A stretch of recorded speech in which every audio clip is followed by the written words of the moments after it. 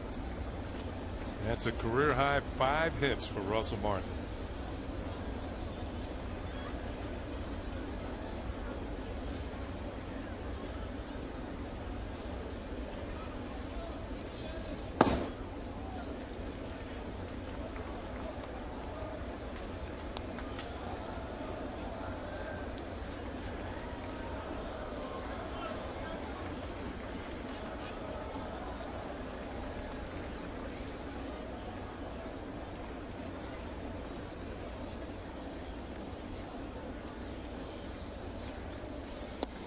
Breaking ball is a strike.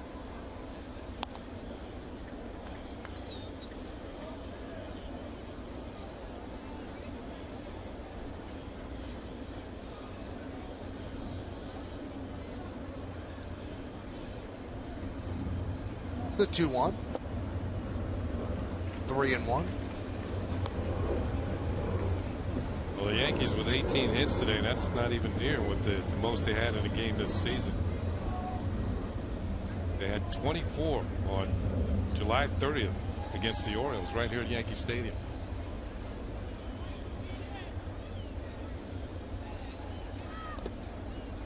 And a walk, and that loads the bases.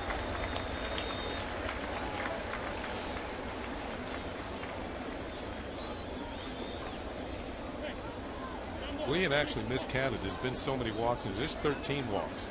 Oh, really? Yeah. How did we both count 11 when it was 12? I don't. Well, did we get the 2 that Teixeira had in 1 inning in the 7th? I thought I did, but I guess I didn't. Now, we've counted the grand slams correctly, right? 2. So an opportunity for another one with the bases loaded. Here's Brett Gardner. He's walked twice. Pitch inside.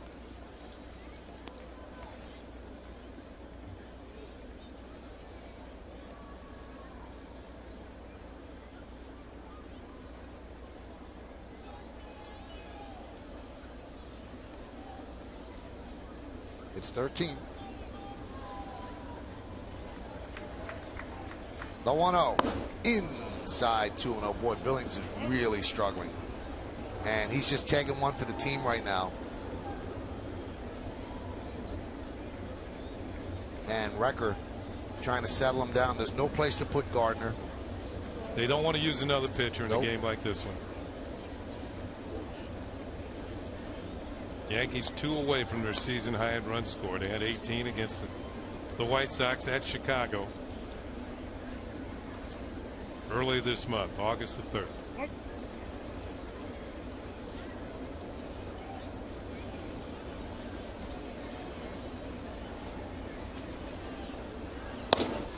There's a strike.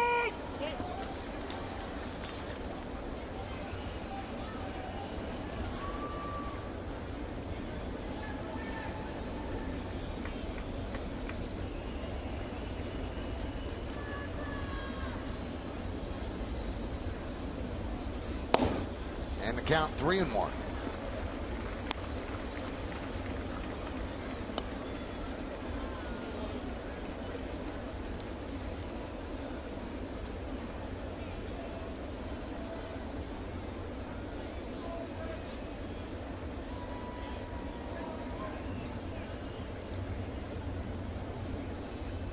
And the pitch.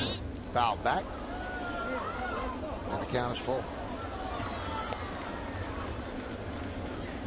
Gardner 0 for 3 with the 2 walks and a run scored. In a little bit of a slide. He'd like to get a hit here. He's 3 for his last 33. And his average is down to 272.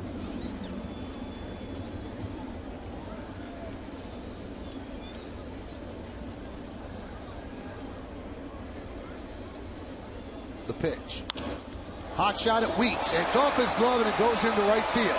Nunez hustles to second. He'll get there.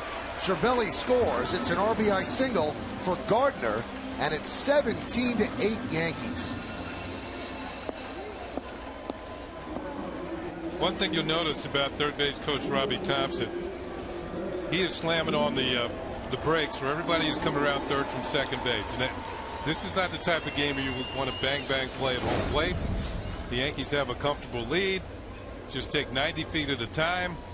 Solid shot off of Weeks' glove into right field for base hit. First hit for Gardner in the game, although he has walked a couple of times. Bases remain loaded.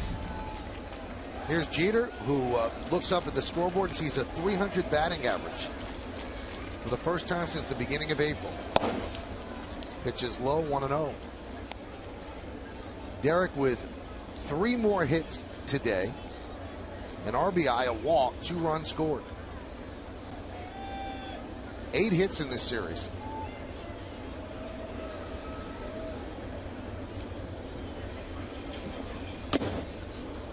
One and one.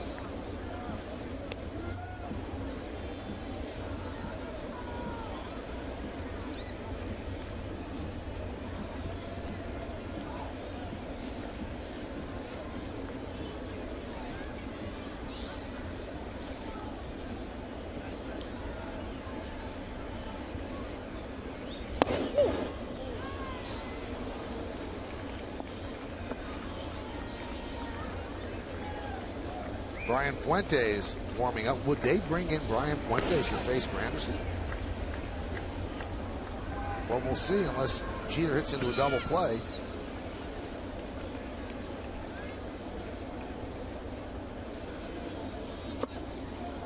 Two and two.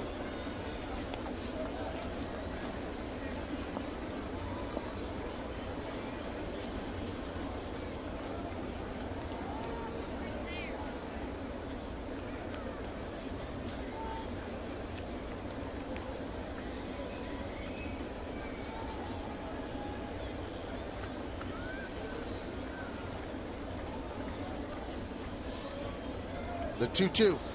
He struck him out. So a high fastball swung through by Jeter, and that is going to bring up Granderson. And no movement yet from Melvin.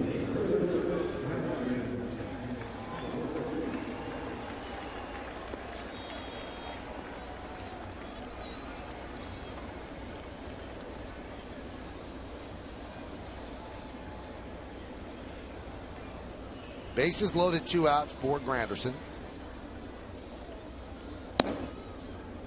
Oh, strike.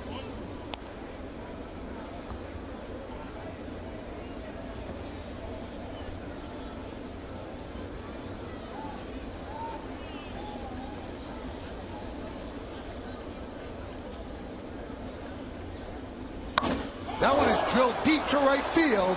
Foul ball. Hooked foul.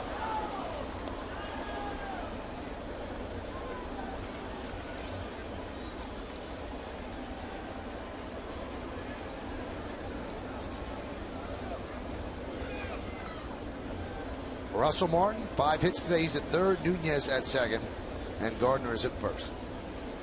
17-8 Yankees, bottom of the 8th inning. And the 0-2. 1 and 2.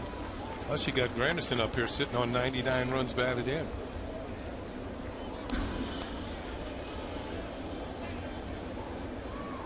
And with his 3 runs scored, he's at 118 for the season.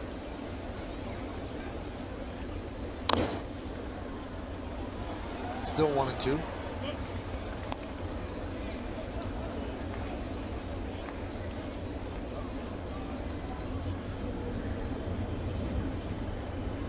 Right after the game, the Yankees head to Baltimore, and the A's will head to Boston. And then after Baltimore, the Yankees head to Boston Tuesday, Wednesday, and Thursday. We'll have all 3 of those games. A 1-2. Still 1 and 2. I think one thing you got to say, that the A's are kind of handed it to him with all the base on balls, but it doesn't seem like any of the hitters are taking that bat off. Everybody is trying to make hay.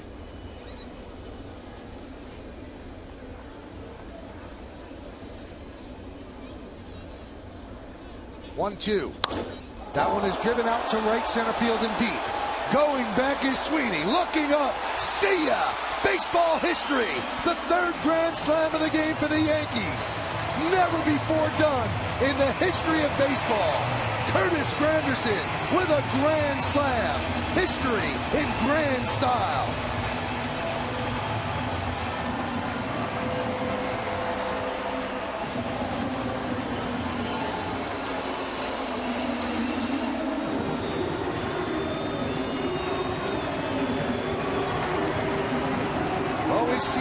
Manny. No one else has ever seen it. 3 grand slams in one game by one team.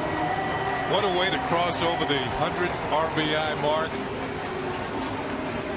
Granderson now with 103 runs batted in.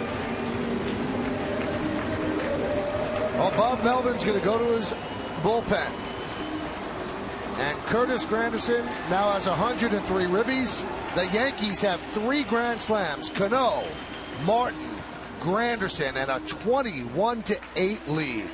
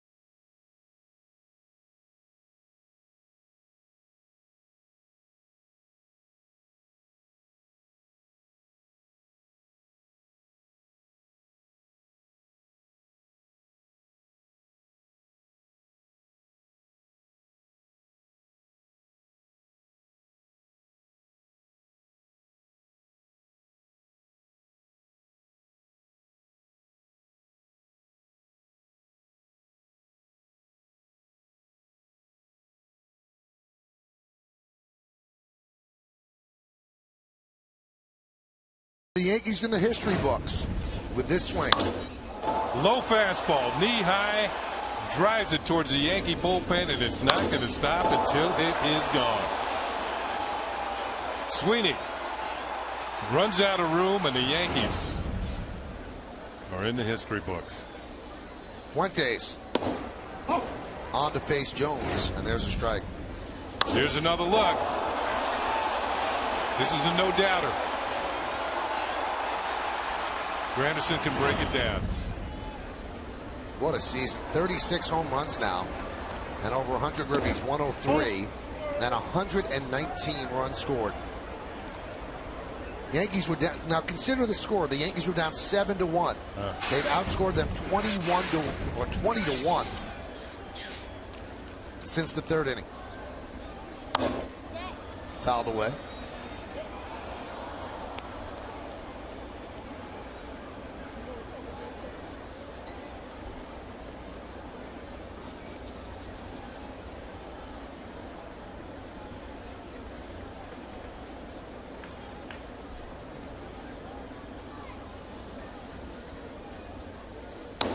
Foul back, 2-2. 21 runs on 20 hits. And you tack on what, 13 base on balls? A lot of base runners. Yes. 34 base runners, 13 walks, 1 hit batter, 20 hits. 2-2. That one is drilled deep to left field. There it goes. See ya. A monster shot by Andrew Jones. But it's just a solo. And the Yankees lead 22-8.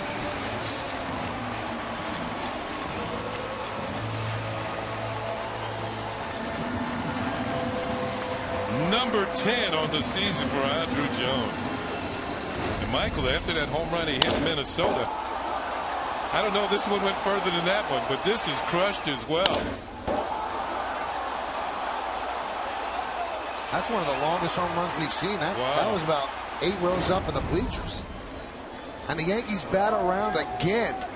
Here's Eric Chavez. Now, I know that Elias will look this up. Has a team ever batted around in 4 straight innings? We've seen it today.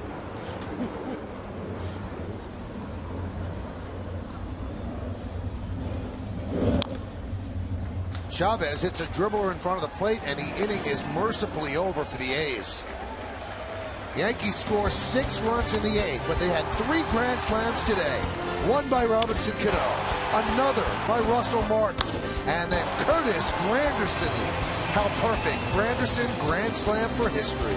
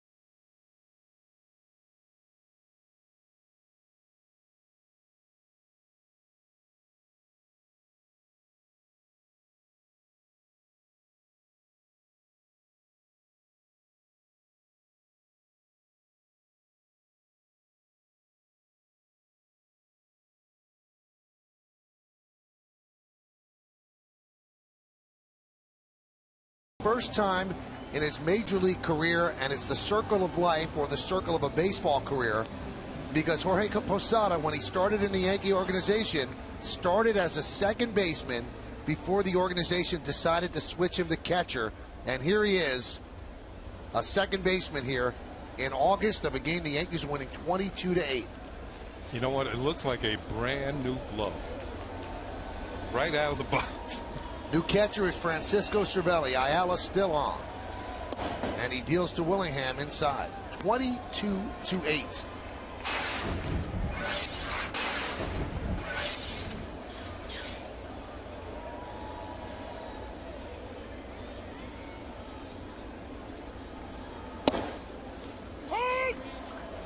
There's a strike.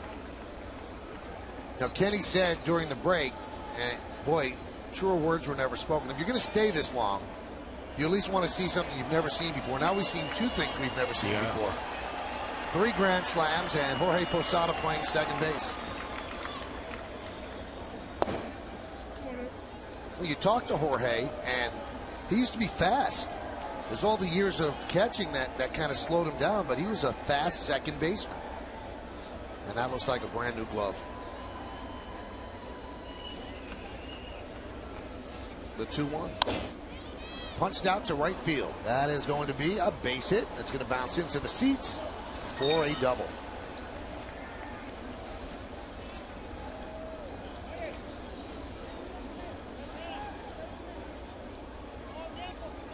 So Willingham picks up his second hit of the afternoon. Is it the afternoon anymore? I think it's the evening now. Yeah. The lights are on. They've been on all day.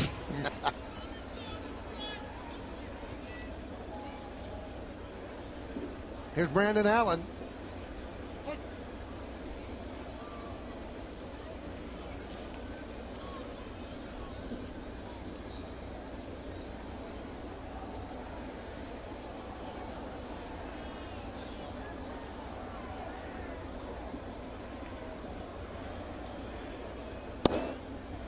And a strike. You know, there are times during batting practice where Posada and some of the other players, outfielders, come in, take some ground balls in the infield. But that's not on an everyday basis.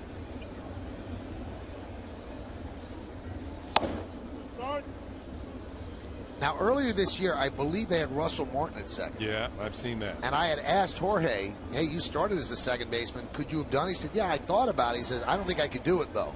He said, I don't think I have the lateral movement. Well, let's see. That one is laced into left center field. That's going to be a base hit off the bat of Allen. Willingham will score easily, and Allen is at second with an RBI double. Cervelli also played second. Did Russell Martin play third base earlier this year? Not certain. Right fielder, David DeJesus. So the A's scored their 9th run.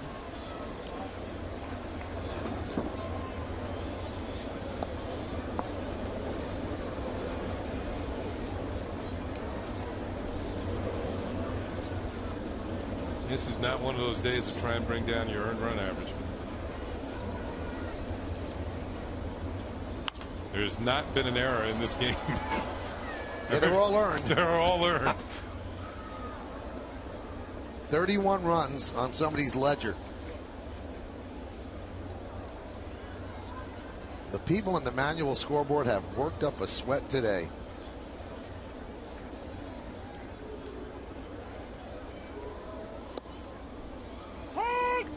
Count 0-2 on DeJesus. DeJesus with 3 hits today.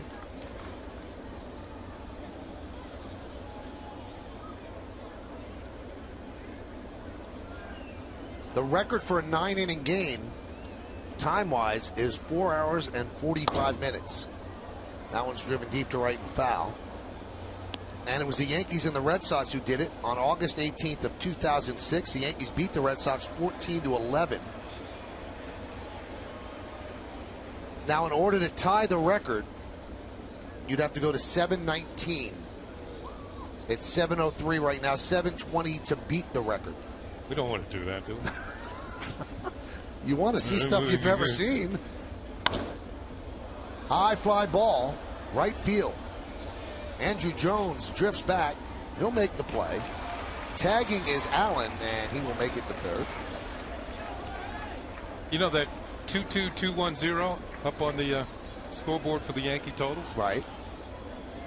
It's just perfect for Arlington, Virginia. That's the zip code for Arlington, Virginia. Really? 22210.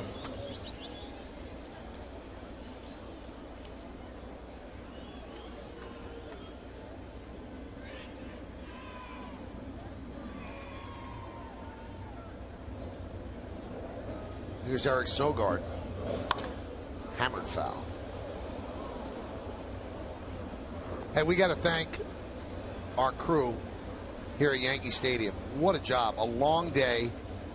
Battled through a lot of issues and battled the elements as well. All of our camera people and the people back in our studios, our Yes Network studios, helping out with graphics and everything. We thank everybody for putting in a long day. Nice play there by Swisher. He catches it on a line for the second out. So they can all say that they saw something they've never seen before. But tremendous effort. Good effort by Swisher as well, hauling in the line drive for out number 2. Ooh, right there in the heel.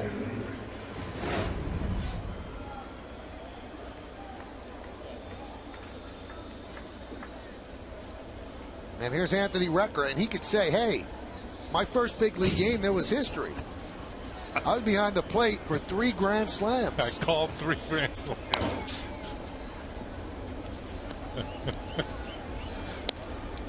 He's still looking for his first big league hit. He walked, and he struck out 3 times today. Runner at third base.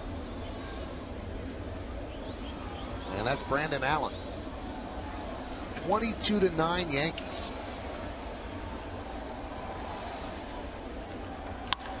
There's a ground ball to Posada. How perfect. And he fires low, and a scoop by Swisher, and the game is over. What a perfect ending to a perfectly outrageous day. Jorge Posada wound up and fired, and a great stretch and a scoop by Swisher, and the Yankees win this one in historic style. 3 grand slams, first time a major league team has ever done it, and they escape with a victory against the A's. And here's the final play of the game, Kenny. Well, 1 or 2 hopper to Posada. He winds up and guns it in the dirt, and Swisher stays with it, maintains contact, ducks out of the way of the runner. A lot happening on a routine ground ball. And the Yankees are going to come away with the victory and salvage the final game of the series.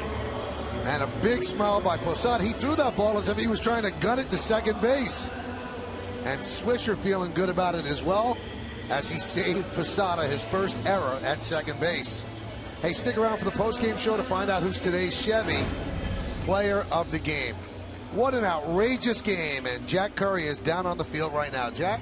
Curtis, you're a part of baseball history today. No team had ever hit 3 grand slams in a game. How cool does it feel to be part of that? That's really interesting. You know, with all the teams that have ever played this game, some of their best hitters throughout the course of the game, we were able to go ahead and do it and get a victory at the same time. Were you aware of that in the dugout? Because after the first 2, you guys had a lot of at-bats with bases loaded. Did you guys know that never happened before? We didn't know. At the same time, we knew we had 2 at that time, and I think that the thought was, hey, let's see if we can get a couple more. You know, doubt it'll ever happen, but, you know, it's good positive thinking, and sure enough, we end up with a 3rd one. You're down 7-1 after 3 innings, and then this offense explodes for 21 runs. How patient, how opportunistic, and how productive do you have to be to do that? Yeah, there's a mix of everything. I think a lot of the last 2 games was on everybody's heads. You know, a lot of missed opportunities previous. They were playing well on the verge of sweeping us, so we just were able to go ahead and slow things down, try to get the pace into our hands, and continue to put pressure on them. And we were finally able to go ahead and get a couple to come across in the big hit with Robinson and also Russell early on in the game. Got us back in the game. We were able to go ahead and tack on after that. Right, I just wanted to ask you about your 2 fellow Grand Slam guys. What did you see from Martin and Cano today? Martin was amazing. I wasn't sure if it got out. I was on base, and I was like, oh, that ball got out, so that was great. And then Robinson, you know, it seems like every time he has bases loaded, there's a good chance he's going to hit one over the fence. And final question, you actually asked me, why don't I interview Jorge Posada? What was it like seeing Posada at second base close out the game there? I was excited, and the crowd all into it for the final out. He ends up making a dramatic play on top of that. And Swisher, not our everyday first baseman, with a great pick. So definitely a good one for the both of them. Thanks a lot, Curtis. No problem. Thank you. Michael, back to you. Thanks a lot, Jack, and thank you to Curtis as well. Here's the final play. Jorge looks like he's trying to throw out a runner at second. A bullet and a nice pick by Swisher. End of the game, and the game is finally over with a Yankee win.